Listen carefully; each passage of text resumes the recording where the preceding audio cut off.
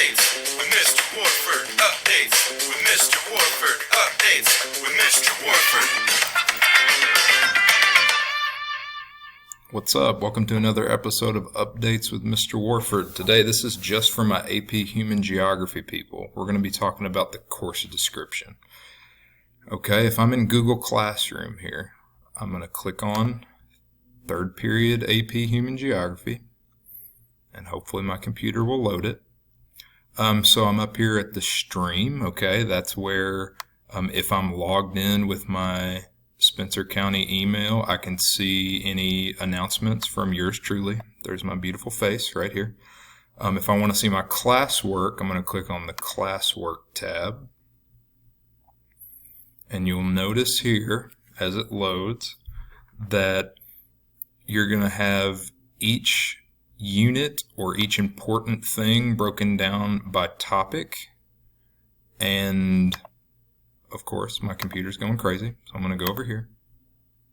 Hopefully. Maybe. Possibly. Yes.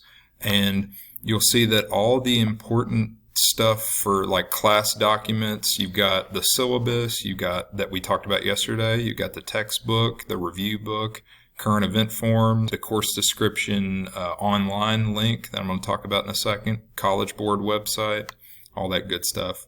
The stuff from the first 3 days of school. And then here's Unit 1. So at the beginning of every unit, the first things that you're going to see are your vocab and key questions and the course description. Okay? And then your first day's lesson. So if you look here, I've got my vocab and key questions that throughout the unit I'm going to be completing. And then I've got the course description. And then I've got where it says themes of geography and the date. That would be the first lesson for that unit. Those are the things you're going to see at the beginning of a new unit. So if we're starting Unit 1, this is what you're going to see when you log in on whatever day that is that we start. But what is the course description? Okay, the course description basically outlines everything that you need to know for the AP exam. So this class, AP Human Geography, is structured after this course description because my job as the teacher is to get anybody ready who's taken the AP exam. And remember, that's optional. But if you're going to do the work of being in a class that's structured after a college class and doing all that extra work, I would just go ahead and take the exam. That's me. But again, that's optional. And we're going to talk about what it looks like to sign up for the exam soon, but not right now. So that's my little soapbox. If you're going to be in AP Human Geography, I would definitely take the exam. But what is the course description? Let's check it out. Clicking on the course description. It's going to load soon, hopefully. So Mr. Worf doesn't have to sing. Okay, so here is the course description.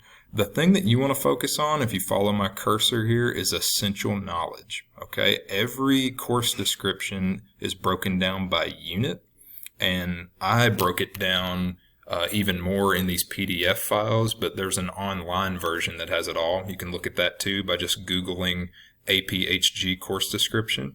But here I break it down into just Unit 1.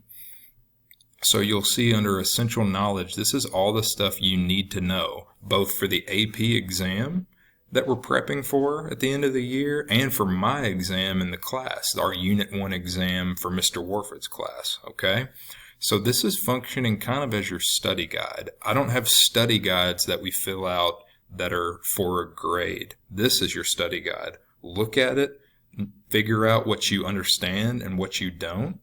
And this functions as the way that you're going to study. So as you do your vocab and key questions, as you do your daily classwork, as you watch videos, as you listen to me do lecture, things like that, as we look at articles, as you do your current events, you're going to be exposed to this essential knowledge, but you need to go back in and study it and make sure that you get it. One thing that I tell students that helps them a lot is if I can explain what something is and I can give a relevant example, I get it.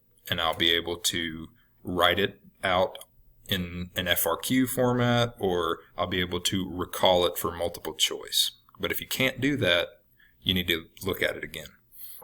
So let's look at one of the examples of essential knowledge. Types of maps include reference maps and thematic maps. So if I can't describe what a reference map and a thematic map is and give an example or identify an example, I need to study more. Okay, you get it? This is like your study guide. And here's one thing that I want to just say up front is that because this class moves pretty fast paced, because we want to get prepped for the AP exam, and because of COVID-19 pushing back our start date of school, some of this stuff we're not going to cover really in depth. Some of it we will, some of it we will not. We may just mention it, and I might say, hey, this is in chapter 4, but we're going to talk about it for just a second, but make sure you know it. Okay, this is also a reason for the course description. The course description lets you know what you need to know. Don't just worry about, oh, Mr. Warford didn't talk about that a lot in class. If it's in the course description, it's important. Okay, some of the stuff we may not cover, that's your job to read about it. Look in the review book, look in the textbook, look at online sources. Okay. So I just want to make that known up front, that sometimes we won't be able to talk about stuff as long as we want to. But that's the course description. That is how you're going to know what to expect for my exams and the AP exam, and this is how you're going to study. So if you have any questions, shoot me an email. Peace.